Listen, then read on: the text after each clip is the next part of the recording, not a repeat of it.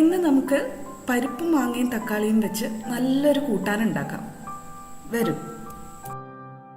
ഇതിലേക്കായിട്ട് തക്കാളി ഒരു 100 ഗ്രാം എടുത്തിട്ടുണ്ട്, പുളിപ്പ് കുറഞ്ഞത്. ഇതിലേക്ക് പുളിപ്പിനായിട്ട് നമ്മൾ ചേർക്കുന്നത് മാങ്ങയാണ്. മാങ്ങ പുളിപ്പിനായിട്ട് മാത്രമല്ല, മാങ്ങ ചേർക്കുന്നത് കൊണ്ട് ഒരു പ്രത്യേക ടേസ്റ്റാണ് ഈ കറിക്ക്. ഒരു 50 ഗ്രാമോളം എടുത്തിട്ടുണ്ട്. ഇതിലേക്ക് എടുക്കുന്ന പരിപ്പ് തോരപ്പരിപ്പോ അല്ലെങ്കിൽ ചെറുപയർ പരിപ്പോ എടുക്കാം. ഞാനിവിടെ എടുത്തിരിക്കുന്നത് ചെറുപയർ പരിപ്പാണ്. ഒരു 60 ഗ്രാം എടുത്ത് വേവിച്ച് വെച്ചതാണ്, ഉപ്പ് ചേർക്കാതെ. ഇനി നമുക്ക് കുക്കിംഗ് തുടങ്ങാം. ഒരു പാൻ അടുപ്പത്ത് വെച്ചിട്ടുണ്ട് മീഡിയം ഫ്ലെയിമിൽ. 2 മുതൽ 3 ടീസ്പൂൺ വരെ വെളിച്ചെണ്ണ ഒഴിച്ചു കൊടുക്കാം. വെളിച്ചെണ്ണ ചൂടാകുമ്പോൾ അതിലേക്ക് നമ്മൾ അരിഞ്ഞു വെച്ചിരിക്കുന്ന വല്യുള്ളി ചേർത്ത് കൊടുക്കാം. ഏകദേശം 30 ഗ്രാമോളം വരും ഉള്ളി. ഒന്ന് വഴറ്റി കൊടുക്കാം. നല്ലോണം ഒന്ന് സോഫ്റ്റായി കിട്ടണം. ഉള്ളി ഒരു പകുതി പാകമാകുമ്പോൾ ഇതിലേക്ക് വെളുത്തുള്ളി ഇഞ്ചി ചതച്ച് വെച്ചത് ഒരു 1.5 ടീസ്പൂൺ ചേർത്ത് കൊടുക്കാം. എപ്പോഴും വെളുത്തുള്ളി ഇഞ്ചിയും ചതയ്ക്കാൻ എടുക്കുമ്പോൾ 60% വെളുത്തുള്ളിയും 40% ഇഞ്ചിയും എടുക്കാൻ ശ്രദ്ധിക്കുക. അത് ചേർത്ത് കൊടുത്തിട്ട് നന്നായിട്ട് ഒന്ന് മിക്സ് ചെയ്ത് കൊടുക്കുക, വഴറ്റി കൊടുക്കുക. എണ്ണ വേണമെങ്കിൽ ഈ സമയത്ത് പോരാന്ന് തോന്നുന്നുണ്ടെങ്കിൽ 1 ടീസ്പൂണും കൂടെ ചേർത്ത് കൊടുക്കാം. ഇതായപ്പോൾ ഉള്ളിയും വെളുത്തുള്ളിയും ഇഞ്ചിയും ഒക്കെ ഒന്ന് പാകമായിട്ടുണ്ട്. ഇതിലേക്ക് ഇനി നമ്മൾ കട്ട് ചെയ്ത് വെച്ച തക്കാളിയും മാങ്ങയും ചേർത്ത് കൊടുക്കാൻ പോവാണ്. ചേർത്ത് കൊടുത്തിട്ട് നന്നായി വഴറ്റി കൊടുക്കുക. ആ എണ്ണയൊക്കെ ഒന്ന് കഷ്ണങ്ങളിലേക്കൊക്കെ ഒന്ന് പിടിക്കണം. ഒന്ന് ചെറുതായിട്ട് വെന്ത് കിട്ടുകയും വേണം. ഈ സമയത്ത് തന്നെ കുറച്ച് ഉപ്പും കൂടെ നമുക്ക് ചേർത്ത് കൊടുക്കാം. അതൊന്ന് കഷ്ണങ്ങളൊന്ന് പെട്ടെന്ന് വെന്ത് കിട്ടാനും സഹായിക്കും, ഒന്ന് മുരിഞ്ഞ് കിട്ടാൻ സഹായിക്കും.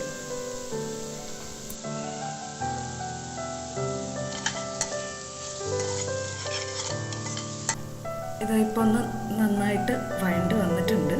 പക്ഷെ തക്കാളിയുടെ ആ ഷേപ്പ് പോയിട്ടുമില്ല. ഈ സമയത്ത് നമ്മൾ എടുത്തു വച്ചിരിക്കുന്ന മഞ്ഞൾപ്പൊടിയും ചുവന്ന മുളക് പൊടിയും കൂടെ ചേർത്ത് കൊടുക്കാൻ പോവുകയാണ്. മഞ്ഞൾപ്പൊടി ഒരു 1/2 ടീസ്പൂൺ, ചുവന്ന മുളക് പൊടി ഒരു 3/4 ടീസ്പൂൺ എടുത്തിട്ടുണ്ട്.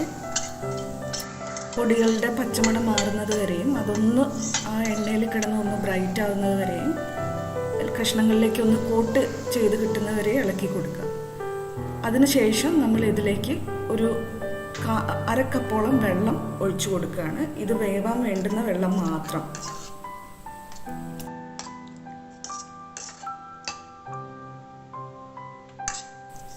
എന്നിട്ടിതൊന്ന് അടച്ചു വെച്ച് വേവിക്കാം. 2 മിനിറ്റിനുള്ളിൽ തന്നെ ഇത് വെന്ത് കിട്ടും കേട്ടോ. നമ്മൾ ആദ്യം ഒന്ന് വഴറ്റിയിട്ടും ഉണ്ടല്ലോ. ഇതൊരു 2-2.5 മിനിറ്റിന് ശേഷം നമ്മൾ അടുപ്പ് തുറന്നിട്ടുണ്ട്. കഷ്ണങ്ങളൊക്കെ വെന്തിട്ടുണ്ട്, എന്നാൽ ഉടഞ്ഞിട്ടില്ല. ആ ഒരു പാകത്തിന്, കറക്റ്റ് പാകത്തിന് നമുക്ക് കിട്ടിയിട്ടുണ്ട്. വേണമെന്നുണ്ടെങ്കിൽ തക്കാളി ഒന്ന് ചെറുതായിട്ട് ഉടച്ചു കൊടുക്കാം കേട്ടോ. ഇനി ഇതിലേക്ക് നമ്മൾ എടുത്തു വെച്ചിരിക്കുന്ന പരിപ്പ് ചേർത്ത് കൊടുക്കാം. പരിപ്പ് ഒരുപാടങ്ങ് ഉടഞ്ഞ് മിക്സിയിലിട്ട് അരച്ച് അങ്ങനെ പേസ്റ്റ് പോലെ ആയി എടുക്കുകയൊന്നും വേണ്ട. ഇങ്ങനെ ഷേപ്പ് കാണാൻ പറ്റുന്ന പാകത്തിന് കിട്ടിയാൽ മതി. ഇനി ഇതിലേക്ക് വേണ്ട തേങ്ങയരപ്പാണ്. അത് വളരെ കുറച്ച് മതി. ഒരു 3 മുതൽ 4 ടേബിൾ സ്പൂൺ വരെ തേങ്ങ എടുക്കാം. അതിലേക്ക് ഒരു 1/2 ടീസ്പൂൺ ജീരകവും കൂടെ, നമ്മൾ നല്ല ജീരകം, അതും കൂടെ ചേർത്ത് നന്നായിട്ട് അരച്ചെടുക്കാം. ഇതുപോലെ പേസ്റ്റായിട്ട് തേങ്ങയരപ്പും കൂടെ ചേർത്ത് കൊടുത്തിട്ട് നന്നായിട്ട് ഇളക്കി കൊടുക്കാം.